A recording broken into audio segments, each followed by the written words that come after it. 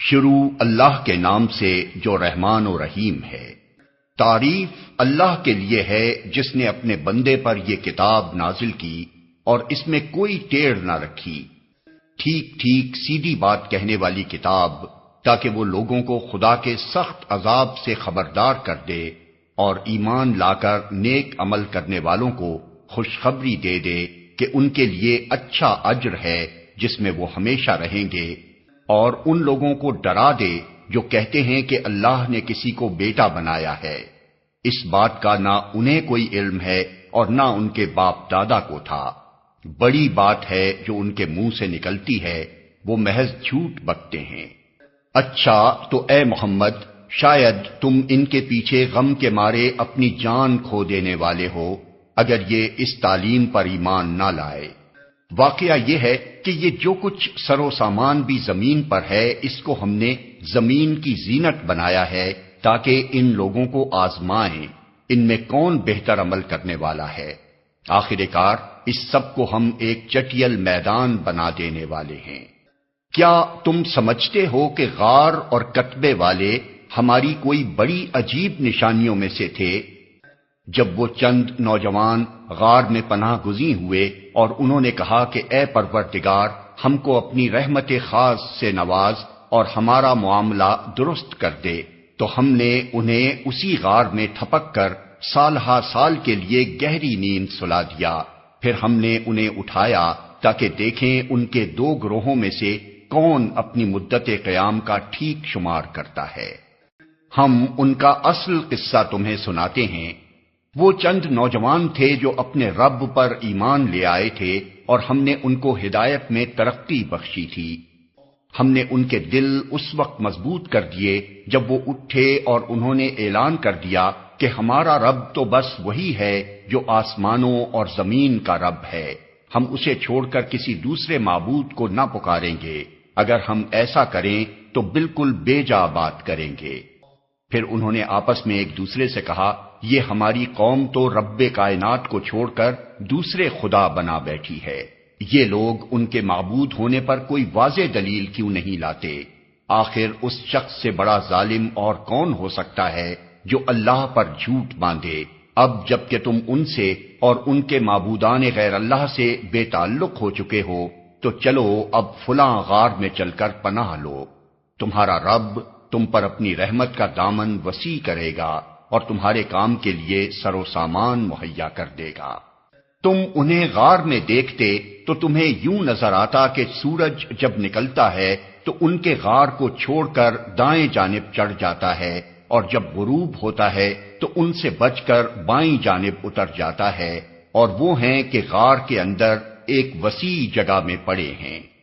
یہ اللہ کی نشانیوں میں سے ایک ہے، جس کو اللہ ہدایت دے وہی ہدایت پانے والا ہے، اور جسے اللہ بھٹکا دے اس کے لیے تم کوئی ولی مرشد نہیں پا سکتے۔ تم انہیں دیکھ کر یہ سمجھتے کہ وہ جاگ رہے ہیں، حالانکہ وہ سو رہے تھے۔ ہم انہیں دائیں بائیں کروٹ دلواتے رہتے تھے، اور ان کا کتا غار کے کنارے پر ہاتھ پھیلائے بیٹھا تھا۔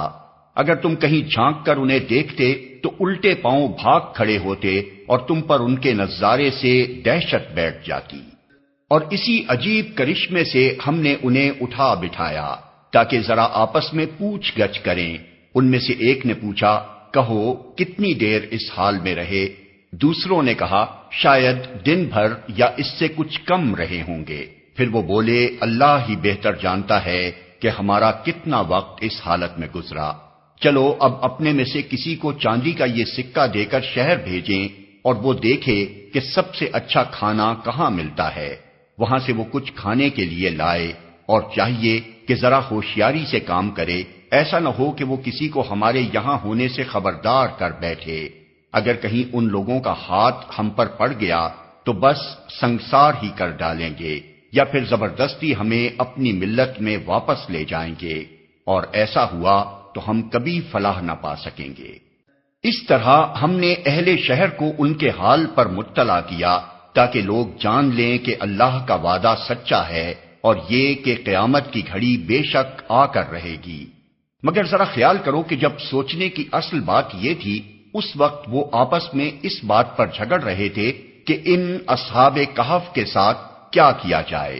کچھ لوگوں نے کہا ان پر ایک دیوار چن دو، ان کا رب ہی ان کے معاملے کو بہتر جانتا ہے۔ مگر جو لوگ ان کے معاملات پر غالب تھے انہوں نے کہا ہم تو ان پر ایک عبادت گاہ بنائیں گے۔ کچھ لوگ کہیں گے کہ وہ 3 تھے اور چوتھا ان کا کتا تھا، اور کچھ دوسرے کہہ دیں گے کہ 5 تھے اور چھٹا ان کا کتا تھا۔ یہ سب بے تکی ہانکتے ہیں۔ کچھ اور لوگ کہتے ہیں کہ 7 تھے اور 8واں ان کا کتا تھا۔ کہو میرا رب ہی بہتر جانتا ہے کہ وہ کتنے تھے۔ کم ہی لوگ ان کی صحیح تعداد جانتے ہیں، پس تم سرسری بات سے بڑھ کر ان کی تعداد کے معاملے میں لوگوں سے بحث نہ کرو اور نہ ان کے متعلق کسی سے کچھ پوچھو۔ اور دیکھو کسی چیز کے بارے میں کبھی یہ نہ کہا کرو کہ میں کل یہ کام کر دوں گا، تم کچھ نہیں کر سکتے الا یہ کہ اللہ چاہے۔ اگر بھولے سے ایسی بات زبان سے نکل جائے تو فوراً اپنے رب کو یاد کرو اور کہو امید ہے کہ میرا رب اس معاملے میں رشد سے قریب تر بات کی طرف میری رہنمائی فرما دے گا۔ اور وہ اپنے غار میں 300 سال رہے، اور کچھ لوگ مدت کے شمار میں 9 سال اور بڑھ گئے ہیں۔ تم کہو اللہ ان کے قیام کی مدت زیادہ جانتا ہے۔ آسمانوں اور زمین کے سب پوشیدہ احوال اسی کو معلوم ہیں۔ کیا خوب ہے وہ دیکھنے والا اور سننے والا۔ زمین و آسمان کی مخلوقات کا کوئی خبرگیر اس کے سوا نہیں، اور وہ اپنی حکومت میں کسی کو شریک نہیں کرتا۔ اے نبی، تمہارے رب کی کتاب میں سے جو کچھ تم پر وحی کیا گیا ہے اسے جوں کا توں سنا دو، کوئی اس کے فرمودات کو بدل دینے کا مجاز نہیں ہے، اور اگر تم کسی کی خاطر اس میں رد و بدل کرو گے تو اس سے بچ کر بھاگنے کے لیے کوئی جائے پناہ نہ پاؤ گے۔ اور اپنے دل کو ان لوگوں کی معیت پر مطمئن کرو جو اپنے رب کی رضا کے طلبگار بن کر صبح و شام اسے پکارتے ہیں، اور ان سے ہرگز نگاہ نہ پھیرو۔ کیا تم دنیا کی زینت پسند کرتے ہو؟ کسی ایسے شخص کی اطاعت نہ کرو جس کے دل کو ہم نے اپنی یاد سے غافل کر دیا ہے، اور جس نے اپنی خواہش نفس کی پیروی اختیار کر لی ہے، اور جس کا طریقہ کار افراط و تفریط پر مبنی ہے۔ صاف کہہ دو کہ یہ حق ہے تمہارے رب کی طرف سے، اب جس کا جی چاہے مان لے اور جس کا جی چاہے انکار کر دے۔ ہم نے انکار کرنے والے ظالموں کے لیے ایک آگ تیار کر رکھی ہے جس کی لپٹیں انہیں گھیرے میں لے چکی ہیں۔ وہاں اگر وہ پانی مانگیں گے تو ایسے پانی سے ان کی تواضع کی جائے گی جو تیل کی تلچھٹ جیسا ہوگا اور ان کا منہ بھون ڈالے گا۔ بدترین پینے کی چیز اور بہت بری آرام گاہ۔ رہے وہ لوگ جو مان لیں اور نیک عمل کریں تو یقیناً ہم نیکوکار لوگوں کا اجر ضائع نہیں کیا کرتے۔ ان کے لیے سدا بہار جنتیں ہیں جن کے نیچے نہریں بہ رہی ہوں گی، وہاں وہ سونے کے کنگنوں سے آراستہ کیے جائیں گے، باریک ریشم اور اطلس و دیبا کے سبز کپڑے پہنیں گے اور اونچی مسندوں پر تکیے لگا کر بیٹھیں گے۔ بہترین اجر اور اعلیٰ درجے کی جائے قیام۔ اے محمد، ان کے سامنے ایک مثال پیش کرو۔ 2 شخص تھے، ان میں سے ایک کو ہم نے انگور کے 2 باغ دیے اور ان کے گرد کھجور کے درختوں کی باڑ لگائی اور ان کے درمیان کاشت کی زمین رکھی۔ دونوں باغ خوب پھلے پھولے اور بارآور ہونے میں انہوں نے ذرا سی کسر بھی نہ چھوڑی۔ ان باغوں کے اندر ہم نے ایک نہر جاری کر دی اور اسے خوب نفع حاصل ہوا۔ یہ کچھ پا کر ایک دن وہ اپنے ہمسائے سے بات کرتے ہوئے بولا، میں تجھ سے زیادہ مالدار ہوں اور تجھ سے زیادہ طاقتور نفری رکھتا ہوں۔ پھر وہ اپنی جنت میں داخل ہوا اور اپنے نفس کے حق میں ظالم بن کر کہنے لگا، میں نہیں سمجھتا کہ یہ دولت کبھی فنا ہو جائے گی اور مجھے توقع نہیں کہ قیامت کی گھڑی کبھی آئے گی۔ تاہم اگر کبھی مجھے اپنے رب کے حضور پلٹایا بھی گیا تو ضرور اس سے بھی زیادہ شاندار جگہ پاؤں گا۔ اس کے ہمسائے نے گفتگو کرتے ہوئے اس سے کہا، کیا تو کفر کرتا ہے اس ذات سے جس نے تجھے مٹی سے اور پھر نطفے سے پیدا کیا اور تجھے ایک پورا آدمی بنا کھڑا کیا؟ رہا میں تو میرا رب وہی اللہ ہے اور میں اس کے ساتھ کسی کو شریک نہیں کرتا۔ اور جب تو اپنی جنت میں داخل ہو رہا تھا تو اس وقت تیری زبان سے یہ کیوں نہ نکلا کہ ماشاء اللہ لا قوت الا باللہ؟ اگر تو مجھے مال اور اولاد میں اپنے سے کمتر پا رہا ہے تو بعید نہیں کہ میرا رب مجھے تیری جنت سے بہتر عطا فرما دے اور تیری جنت پر آسمان سے کوئی آفت بھیج دے جس سے وہ صاف میدان بن کر رہ جائے یا اس کا پانی زمین میں اتر جائے اور پھر تو اسے کسی طرح نہ نکال سکے۔ آخر کار ہوا یہ کہ اس کا سارا ثمرہ مارا گیا اور وہ اپنے انگوروں کے باغ کو ٹٹیوں پر الٹا دیکھ کر اپنی لگائی ہوئی لاگت پر ہاتھ ملتا رہ گیا اور کہنے لگا کاش میں نے اپنے رب کے ساتھ کسی کو شریک نہ ٹھہرایا ہوتا۔ نہ ہوا اللہ کو چھوڑ کر اس کے پاس کوئی جتھا کہ اس کی مدد کرتا اور نہ کر سکا وہ آپ ہی اس آفت کا مقابلہ۔ اس وقت معلوم ہوا کہ کارسازی کا اختیار خدائے برحق ہی کے لیے ہے، انعام وہی بہتر ہے جو وہ بخشے اور انجام وہی بخیر ہے جو وہ دکھائے۔ اور اے نبی انہیں حیات دنیا کی حقیقت اس مثال سے سمجھاؤ کہ آج ہم نے آسمان سے پانی برسا دیا تو زمین کی پود خوب گھنی ہو گئی اور کل وہی نباتات بھس بن کر رہ گئی جسے ہوائیں اڑائے لیے پھرتی ہیں۔ اللہ ہر چیز پر قدرت رکھتا ہے۔ یہ مال اور یہ اولاد محض دنیاوی زندگی کی ایک ہنگامی آرائش ہے، اصل میں تو باقی رہ جانے والی نیکیاں ہی تیرے رب کے نزدیک نتیجے کے لحاظ سے بہتر ہیں اور انہی سے اچھی امیدیں وابستہ کی جا سکتی ہیں۔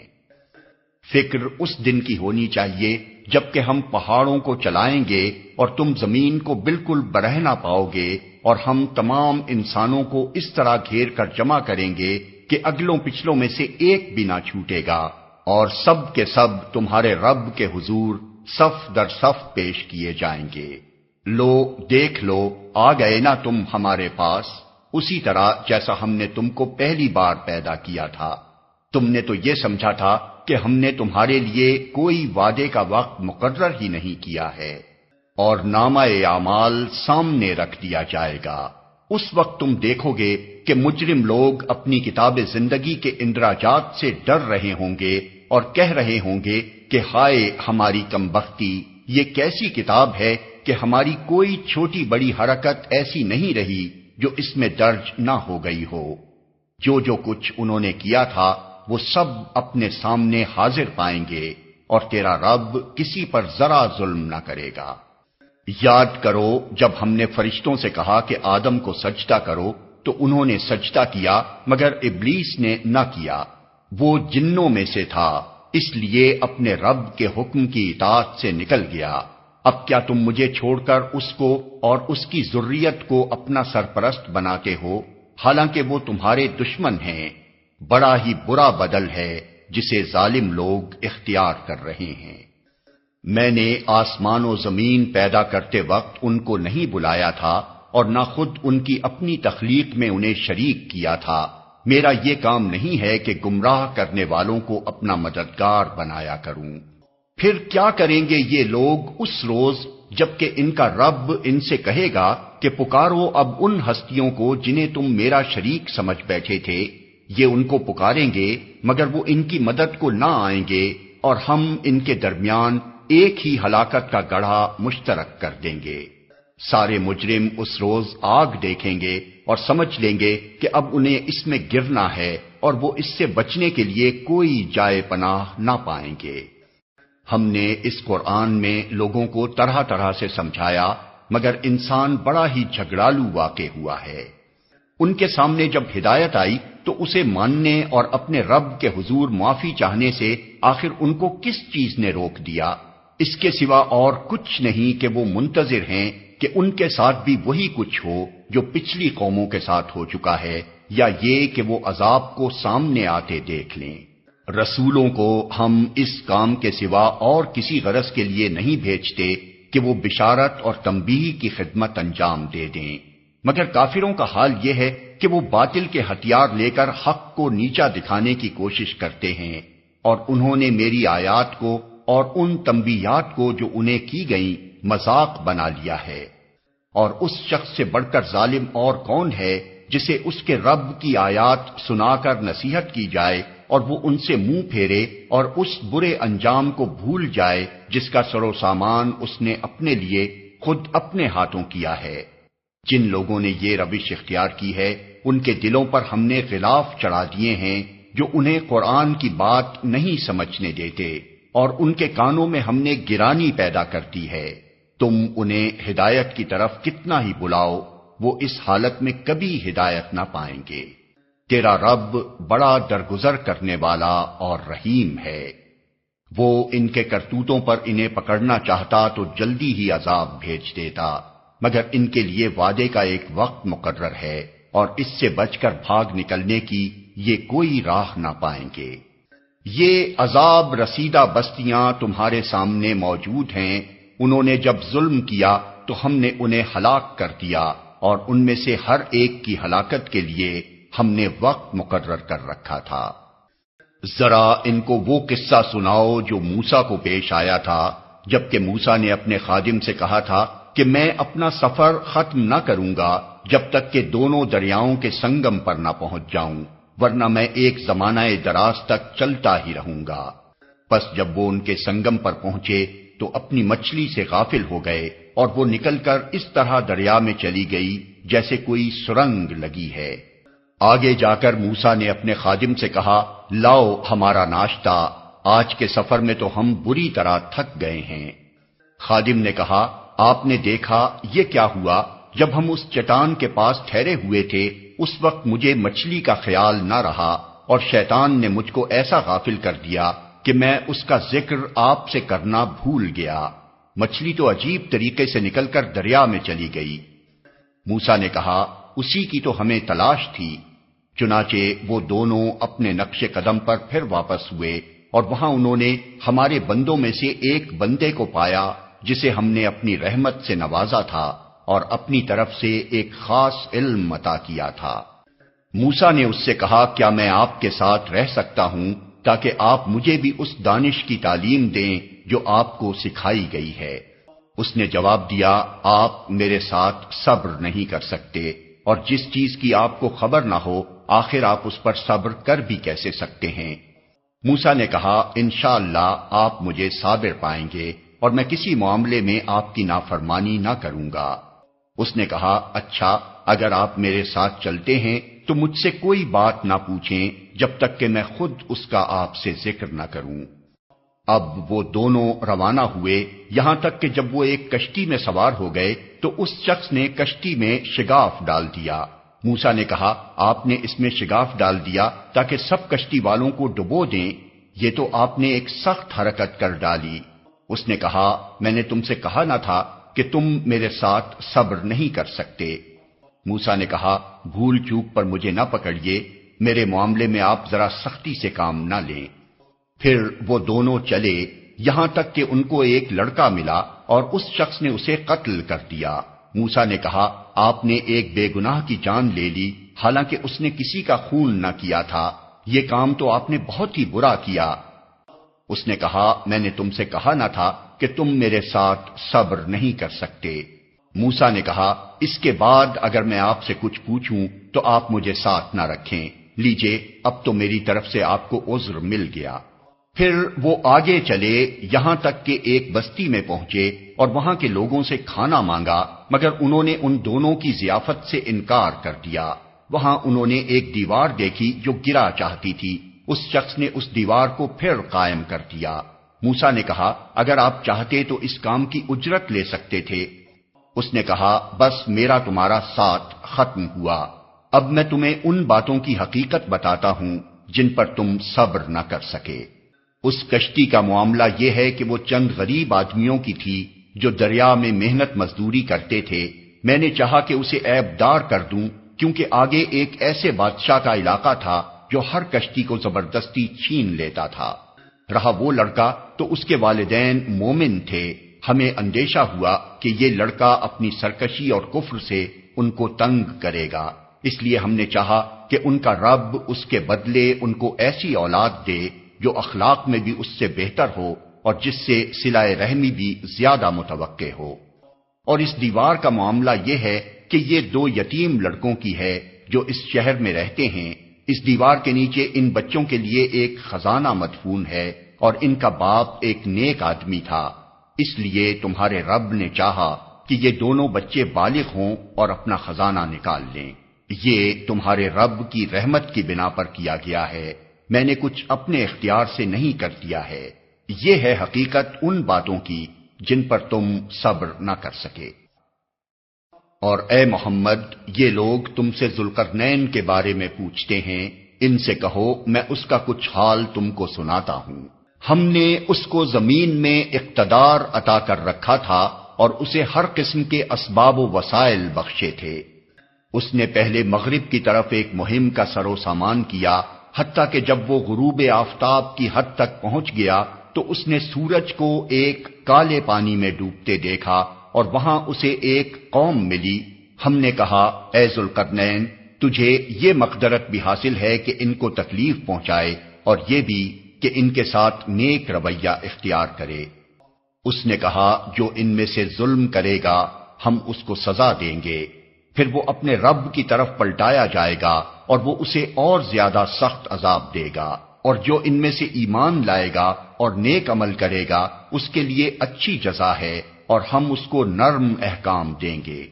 پھر اس نے ایک دوسری مہم کی تیاری کی، یہاں تک کہ طلوع آفتاب کی حد تک جا پہنچا۔ وہاں اس نے دیکھا کہ سورج ایک ایسی قوم پر طلوع ہو رہا ہے جس کے لیے دھوپ سے بچنے کا کوئی سامان ہم نے نہیں کیا ہے۔ یہ حال تھا ان کا، اور ذوالقرنین کے پاس جو کچھ تھا اسے ہم جانتے تھے۔ پھر اس نے ایک اور مہم کا سامان کیا، یہاں تک کہ جب دو پہاڑوں کے درمیان پہنچا تو اسے ان کے پاس ایک قوم ملی جو مشکل ہی سے کوئی بات سمجھتی تھی۔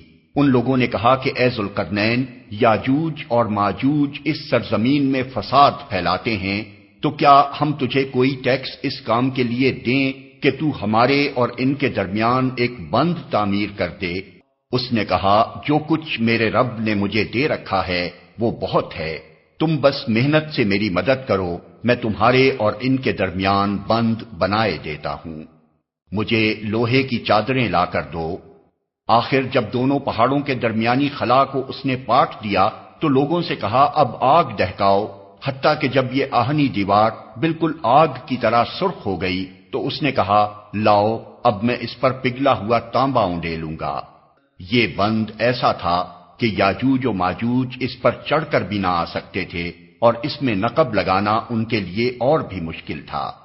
ذوالقرنین نے کہا یہ میرے رب کی رحمت ہے، مگر جب میرے رب کے وعدے کا وقت آئے گا تو وہ اس کو پیوند خاک کر دے گا، اور میرے رب کا وعدہ برحق ہے۔ اور اس روز ہم لوگوں کو چھوڑ دیں گے کہ سمندر کی موجوں کی طرح ایک دوسرے سے گتھم گتھا ہوں، اور سور پھونکا جائے گا اور ہم سب انسانوں کو ایک ساتھ جمع کریں گے، اور وہ دن ہوگا جب ہم جہنم کو کافروں کے سامنے لائیں گے، ان کافروں کے سامنے جو میری نصیحت کی طرف سے اندھے بنے ہوئے تھے اور کچھ سننے کے لیے تیار ہی نہ تھے۔ تو کیا یہ لوگ جنہوں نے کفر اختیار کیا ہے یہ خیال رکھتے ہیں کہ مجھے چھوڑ کر میرے بندوں کو اپنا کارساز بنا لیں؟ ہم نے ایسے کافروں کی ضیافت کے لیے جہنم تیار کر رکھی ہے۔ اے محمد، ان سے کہو کیا ہم تمہیں بتائیں کہ اپنے اعمال میں سب سے زیادہ ناکام و نامراد لوگ کون ہیں؟ وہ کہ دنیا کی زندگی میں جن کی ساری سعی و جہد راہ راست سے بھٹکی رہی اور وہ سمجھتے رہے کہ وہ سب کچھ ٹھیک کر رہے ہیں۔ یہ وہ لوگ ہیں جنہوں نے اپنے رب کی آیات کو ماننے سے انکار کیا اور اس کے حضور پیشی کا یقین نہ کیا، اس لیے ان کے سارے اعمال ضائع ہو گئے۔ قیامت کے روز ہم انہیں کوئی وزن نہ دیں گے، ان کی جزا جہنم ہے، اس کفر کے بدلے جو انہوں نے کیا اور اس مذاق کی پاداش میں جو وہ میری آیات اور میرے رسولوں کے ساتھ کرتے رہے۔ البتہ وہ لوگ جو ایمان لائے اور جنہوں نے نیک عمل کیے، ان کی میزبانی کے لیے فردوس کے باغ ہوں گے جن میں وہ ہمیشہ رہیں گے، اور کبھی اس جگہ سے نکل کر کہیں جانے کو ان کا جی نہ چاہے گا۔ اے محمد، کہو کہ اگر سمندر میرے رب کی باتیں لکھنے کے لیے روشنائی بن جائے تو وہ ختم ہو جائے مگر میرے رب کی باتیں ختم نہ ہوں، بلکہ اگر اتنی ہی روشنائی ہم اور لے آئیں تو وہ بھی کفایت نہ کرے۔ اے محمد کہو کہ میں تو ایک انسان ہوں تم ہی جیسا، میری طرف وحی کی جاتی ہے کہ تمہارا خدا بس ایک ہی خدا ہے۔ پس جو کوئی اپنے رب کی ملاقات کا امیدوار ہو اسے چاہیے کہ نیک عمل کرے اور بندگی میں اپنے رب کے ساتھ کسی اور کو شریک نہ کرے۔